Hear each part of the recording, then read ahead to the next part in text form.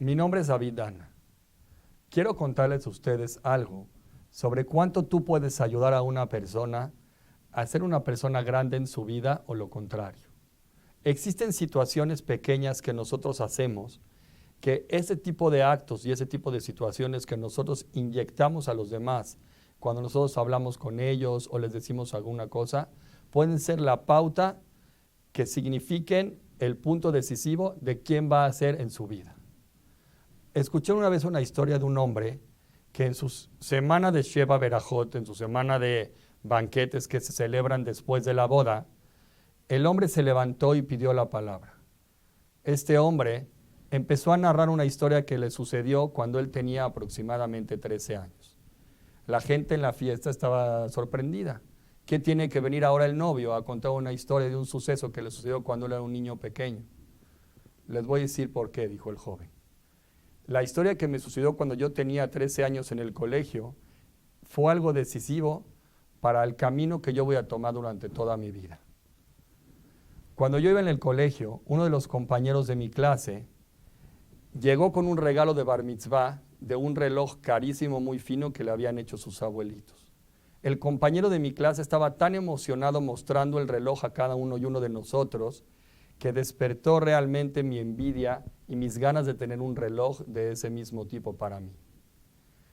Obviamente el niño debió haber traído el reloj en ese momento sin permiso de sus padres. Normalmente los padres no permiten que los niños traigan relojes tan caros al colegio, por el riesgo de que se pierdan o se dañen o alguna situación similar. Sin embargo, este amigo mío así lo hizo. Y cuando sonó la campana para bajar al recreo, todos mis compañeros bajaron corriendo al patio. Yo me retrasé un poco en bajar, me quedé un tiempo en el salón. Cuando terminó el recreo y todos mis compañeros regresaron a la clase, inmediatamente mi amigo, el que había traído el reloj que le habían regalado a sus abuelos, empezó a buscar entre sus cosas y el reloj había desaparecido. Obviamente el que había tomado el reloj era yo. Se levantó el profesor de la clase, empezó a voltear hacia todos lados, nos miraba así con cara de desilusión, con cara de sospecha, y nos decía: jóvenes, por favor, el que haya tomado el reloj de su amigo, que haga favor de regresárselo. Nadie se levantó. Señores, no están viendo, jóvenes, perdón, no están viendo que su amigo está triste porque perdió su reloj. ¿No pueden ustedes, por favor, tener la amabilidad de regresarlo? Nadie lo hizo. Instintivamente el profesor se levantó de su lugar y dijo: por desgracia, como nadie de ustedes quiere confesar la acción que tomó, entonces yo voy a tener que tomar otras medidas.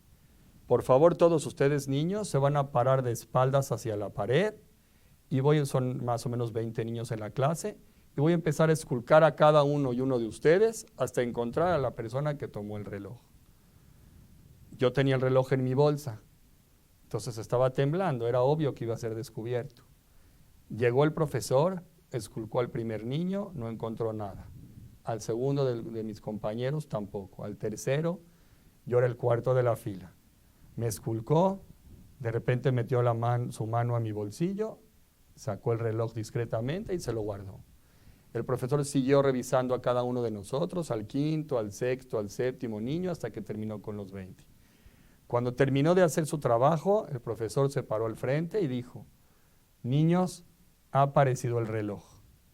Tomó el reloj y se lo regresó a su verdadero dueño y dijo: mira, hijo, no vuelvas a traer este tipo de relojes a la escuela. Es muy delicado y corres mucho riesgo de perderlo. Te lo entrego ahora en tu mano, aquí está, continuamos en la clase. Yo no podía creer lo que sucedió. Después de haber vivido esa experiencia, el profesor podía haberme matado en ese momento, podía haber hecho conmigo lo que quiera. ¿Qué tal si hubiera anunciado el profesor en ese momento que yo soy un ladrón? ¿Qué tal si el maestro en ese momento hubiera dicho que yo soy quien tomó el reloj? A partir de ese momento de mi vida, yo ya estaría tachado como un ladrón. Cualquier cosa que se hubiera perdido, dinero, una regla, una goma, cualquier cosa, ¿quién sería el primer sospechoso? Yo. ¿Qué hubiera sido de mi vida? En ese momento tomé sobre mí una responsabilidad. Nunca más tomaría nada que no me pertenece. Y además me convertiría en una persona de bien. Mi camino cambió por completo. ¿Y todo por qué? gracias a este profesor. Vean dónde me encuentro ahora, en mi Sheva Berajot, casándome con una buena familia, tengo una buena mujer junto a mí, una familia preciosa a mi lado, festejando conmigo. ¿Cómo no voy a estar agradecido con ese maestro que cambió y hizo una pauta grande en mi vida a donde me encuentro ahora? ¿Cómo no voy a estar agradecido en el mejor momento de mi vida de recordar esa situación? ¿Lo ven? ¿Cuánto una persona puede hacer por el otro? ¿Ves que si tú hubieras dicho algo fuerte en algún momento, podías haber lastimado a alguien?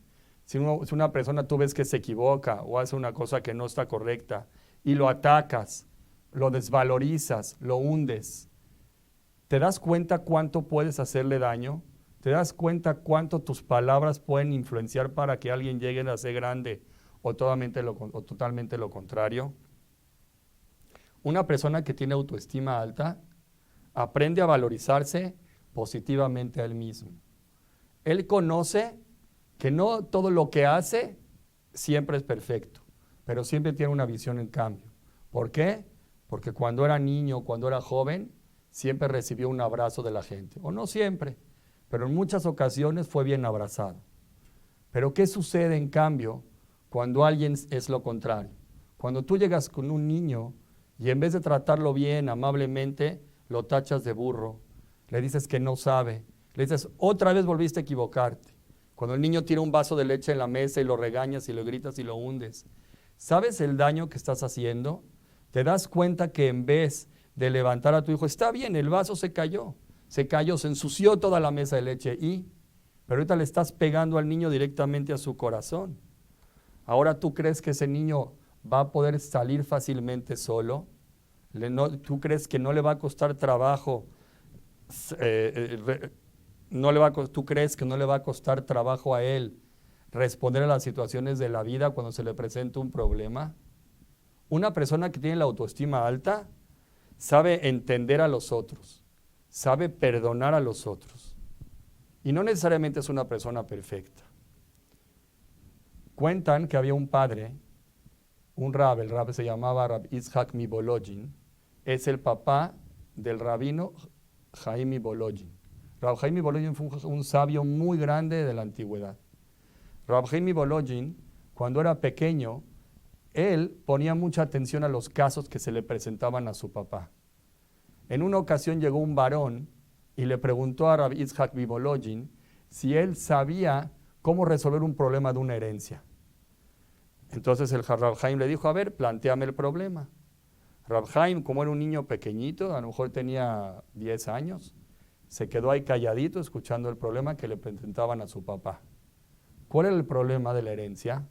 El varón dijo, mi padre tiene poco tiempo que murió, y entre todas las cosas que nos dejó de la herencia, nos dejó 17 caballos preciosos. Nosotros somos 3 hermanos. En el testamento de mi padre está escrito así, el hermano mayor tiene que tomar la mitad de los caballos preciosos. El segundo hermano tiene que tomar una tercera parte de los caballos. Y el tercero, el más pequeño, tiene que tomar una novena parte de los caballos. ¿Cuál era el problema? ¿Cómo divides 17 caballos entre 3 personas? ¿Cómo logras hacer una división de 17 caballos según las normas que había puesto el papá? Rab Yitzhak se quedó pensando por un momento y dijo, la verdad es que es un problema complejo. Rab Chaim, que era un niñito pequeño, le dijo, papá, ¿puedo contestar? Lo que a lo mejor muchos padres en esa ocasión dirían, tú eres un pequeño niño, ¿qué tienes que hablar? Pero Rab Yitzhak no hizo ese error. Llamó a Rab Chaim, lo abrazó, dijo, querido hijo, lo que tú contestes estamos dispuestos a escucharlo. Rab Chaim, así chiquitito, dijo, mire, señor varón, ¿por qué no toma usted otro caballo de su rancho? Y ahora usted, ¿cuántos caballos tiene? En vez de 17, tiene 18. Ahora es mucho más fácil hacer la división. ¿Cuál es la mitad de 18? 9. Al hijo mayor usted le da 9 caballos. ¿Cuál es la tercera parte de 18? 6. Entonces al hijo mediano usted le da 6. ¿Cuál es la novena parte de 18? 2. Al tercer hijo usted le da 2, sobrando un caballo. Ese caballo que sobra se lo queda usted de regreso. ¿Saben qué hizo Rab Yitzhak cuando escuchó? lo alabó al hijo, lo cargó en brazos, lo levantó, le dijo, hijo mío, eres un niño precioso, qué bonitas ideas tienes, te agradezco mucho la solución, que Hashem te bendiga, que llegues a ser un gran sabio. Y al final de cuentas, Rab Haim Volodin llegó a ser un gran sabio. Pero ¿saben qué es la grandeza de Rab Haim? ¿Saben cuál es la grandeza de Rab Yitzhak? Que Rab Yitzhak cuidó mucho levantar la autoestima del hijo. Inclusive si el hijo no hubiera dado una respuesta correcta, seguramente Rab Yitzhak también lo hubiera levantado. Porque es responsabilidad de cada uno de nosotros hacer por nuestros hijos lo que más podamos. Nosotros ahora estamos creando niños. ¿Qué queremos de ellos? ¿Hundirlos para defender nuestros derechos? ¿Hacerlos sentir que quizá cada paso que dan está equivocado y ahora que duden en cada situación que hacen? Nuestra responsabilidad como padres, ¿cuál es? Es hacerlos sentir seguros de ellos mismos. Hacerlos saber que ellos pueden llegar a ser personas mejores cada día. Eso se llama levantar la autoestima del otro. Eso no nada más es con tus hijos, cualquier persona que tengas de frente. Si ves una persona caída y recurre a ti, pregúntate tú a ti mismo, ¿por qué está recurriendo a mí? ¿Porque necesita que yo le resuelva el problema? ¿O necesita de qué? ¿Necesita un abrazo? ¿Necesita que yo le diga que es una persona grande? ¿Cuánto nos hemos equivocado a veces que nosotros levantamos de nuestra boca palabras hirientes que hace sentir al otro de menos? Y eso sin querer provoca una sociedad más inestable y provoca gente que no logra llegar a objetivos claros y a una sociedad mejor.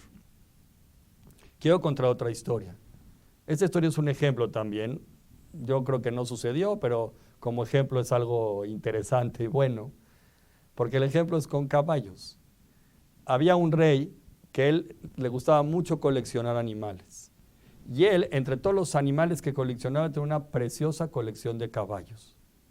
Entre su colección él tenía caballos de todo el mundo, tenía caballos de París, caballos de México, caballos de Estados Unidos, caballos de Israel, de muchos países, de los mejores caballos del mundo.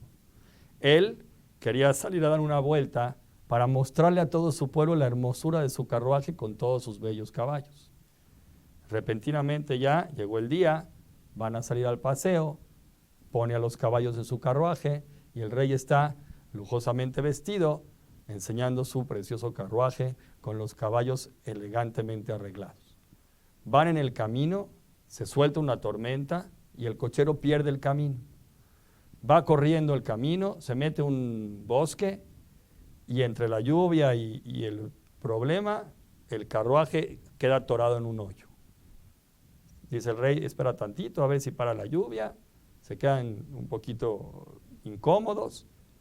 Termina la lluvia, le dice al cochero, bueno, ahora es momento que me ayudes a sacar el carruaje de ahí. Ya vámonos al palacio. ¿Qué hace el cochero? Toma su látigo, golpea al primer caballo, digamos al caballo francés, por decir un ejemplo, lo golpea fuertemente y el caballo empieza a jalar con toda su fuerza para poder sacar el carruaje del hoyo. Sin embargo, todos los otros caballos que estaban ahí presentes no jalaban. Ninguno de los otros caballos ponía de su esfuerzo para poder ayudar a sacar el carruaje de ahí. El primer caballo jalaba solo. ¿Qué hicieron todos los demás caballos del carruaje en el momento? No nada más no jalaron, sino se empezaron a reír de él. El caballo francés solo nunca va a poder solo. Él estaba jalando solo y no puede sacar el carruaje. Pero todos los otros caballos, en vez de ayudar, ¿qué hacen? Se ríen de él, se burlan de él. Menos puede. Llega el cochero, le pega al caballo inglés. Empieza a hacer exactamente lo mismo. Inclusive el caballo francés, que ya había sufrido la risa de sus compañeros, no jala parejo. Entonces ese caballo se ríe, los otros caballos se ríen, se burlan de él, lo hunden y el caballo inglés no puede sacar el carruaje solo. Así sucede con cada uno y uno de los caballos del carruaje. Repentinamente viene un hombre humilde con 2 burritos amarrados a una carreta. Le pregunta, ¿les puedo ayudar en algo? El cochero le dice, ¿cómo tú me vas a poder ayudar? Si tú tienes unos burros, yo tengo los mejores caballos del planeta. Llega el hombre, le dice, bueno, deme la oportunidad. Quitan los caballos, ponen a los burros en vez. Y en ese momento, lo único que tuvo que hacer el anciano es insinuarle a uno de los burros que empiece a jalar fuertemente el carruaje. increíblemente que parezca, los dos burros empiezan a jalar con toda su fuerza y sacan el carruaje de ese lugar. Entonces dice el rey, me parece impresionante lo que lograron tus burros. Yo tengo los mejores caballos del mundo y tú solamente tienes 2 burros. ¿Por qué tus burros sacaron el carruaje y mis caballos no lo lograron? El hombre anciano le contesta al rey, le dice, es algo que es muy sencillo. Sus caballos no se aman, no están dispuestos a dar uno por el otro nada. Ellos nada más quieren ser grandes ellos solos. No les interesa ver que el otro caballo logre algo y que el otro caballo sea grande. No les importa el sufrimiento del otro. Por eso se ríen de él, por eso lo hunden. Por eso no les importa si el otro sufre. Pero mis burros son hermanos, ellos crecieron juntos. Ellos están buscando ayudarse en todo. Si uno de mis burros ve el sufrimiento del otro, el otro sufre con él. No puede sufrir su caída. Por lo tanto, mis 2 burros jalaron juntos y sacaron su carruaje del hoyo, lo que no es con sus caballos. Señores, nosotros todos somos hermanos. ¿Cuánto tenemos que buscar ayudar al de al lado? A nosotros no nos quita ni nos da reírnos de lo que él hace. Lo único que estamos haciendo es hundirlo, pero no estamos dando cuenta que nos estamos hundiendo todos. Ahorita el golpe lo recibió él. Después el golpe lo voy a recibir yo. ¿Cuánto puedes tú crear entendiendo que el que está junto a ti está luchando junto a ti? ¿Cuánto tú puedes dar si aprendes a luchar con el que está al lado tuyo como que es tu hermano? ¿Por qué no luchas con él del brazo? ¿Por qué no lo sacas adelante? ¿Tú crees que a ti te hace más grande levantarte encima de él y pisarlo? ¿Tú crees que tú eres grande porque alcanzaste a pisar al otro y al otro hacerlo de menos? Lo que a ti te hace grande no es que el otro es pequeño. Lo que a ti te hace grande es que tú eres grande. ¿Qué te cuesta a ti ayudar a tu amigo a ser grande también? Es un trabajo que todos tenemos que luchar por ello, más en los tiempos que vivimos ahora. Hoy en día tenemos tantas pruebas, tantos problemas, tantos conflictos y todavía estamos buscando prosperar de forma unitaria, sin sociedad. ¿Cuánto yo tengo que luchar por el otro? ¿Y sabes cuál es tu lucha nada más? Darle ánimo, hacerlo sentir bien, hacerlo saber que él es una persona de valor, crearlo como una persona realmente que ayude a prosperar el mundo. Un cuento más y ya. Existe una yeshiva en Brooklyn, Nueva York, llamada Darjé Torah. Estos jovencitos son unos jovencitos de una yeshiva. Ellos repentinamente se reúnen a jugar béisbol, así los domingos o en tiempos libres que la yeshiva les permite hacerlo y así. Entonces estos jóvenes estaban en un partido de béisbol muy importante. Había un hombre que vivía ahí cerca que tenía un niño llamado Shaya. Este niño Shaya era un niño que por el destino tenía un problema, no sé si era un retraso o algún tipo de problema así, que le costaba muchísimo trabajo integrarse a los eventos sociales y a este tipo de deportes. Y el papá quería sacarlo adelante, quería hacer su máximo esfuerzo porque el niño está integrado a una sociedad juvenil. El papá fue al partido de béisbol y preguntó si había una posibilidad que Shaya también pudiera participar en el partido. Entonces, la gente que estaba ahí presente, los entrenadores y los niños del partido, estaban jugando un partido muy importante, quizá era una final. Entonces, los niños hablaron con el padre de Shaya, hablaron con los entrenadores y dijeron que en la última ronda del partido, Shaya iba a tener permiso de entrar a hacer un batazo. El equipo que invitó a Shaya a participar estaban a una carrera de ganar el partido. De repente llaman a turno al bat y a Shaya le toca, le dicen, Shaya es tu turno, toma el bat. Shaya toma el bat, obviamente que lanza su primer batazo, lo pierde, segundo batazo también pierde, el pitcher está viendo el problema del equipo contrario, le lanza la bola despacio, Shaya le alcanza a pegar, pero no tan fuerte como para que no sea atrapada la bola. Sin embargo, le dicen todos los de su equipo, corre Shaya, le pegaste. va Shaya, corre a primera. El pitcher toma la bola, lanza la bola, pero de forma tan quedita que el que está en primera base no alcanza a correr y alcanza a recuperar la bola de béisbol.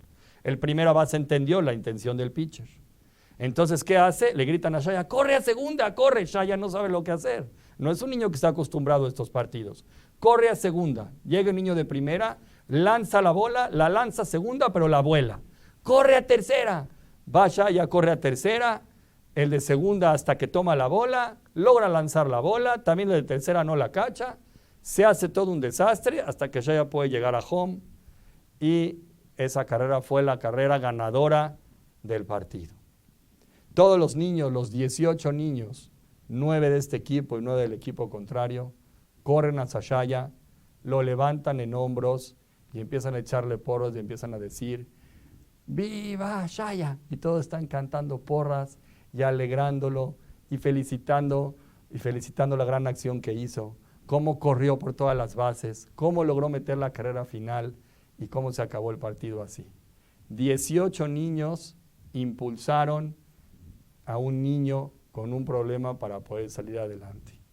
¿Cómo puede ser posible la sensibilidad de un niño que entendió en el problema de su amigo y todos lucharon por eso? ¿Realmente quién ganó el partido? ¿El equipo de Shaya o el otro? ¿Saben quién ganó el partido? Todos ganamos. El papá de Shaya ganó, los 18 niños ganaron y el mundo ganó. Porque tenemos un mundo mejor. Porque los niños nos enseñaron que tú puedes dar por el otro sin importar si ganas un partido momentáneo o no. Ese es el secreto de la vida. Ahí tú puedes dar mucho por el otro. Apréndetelo bien. Una persona que tiene la autoestima alta es segura de sí mismo, se siente bien con él, tiene metas fijadas, trata de luchar por alcanzar sus metas, se sabe relacionar, sabe también estar solo, sabe resolver problemas. Imagínense cuánto gana el mundo.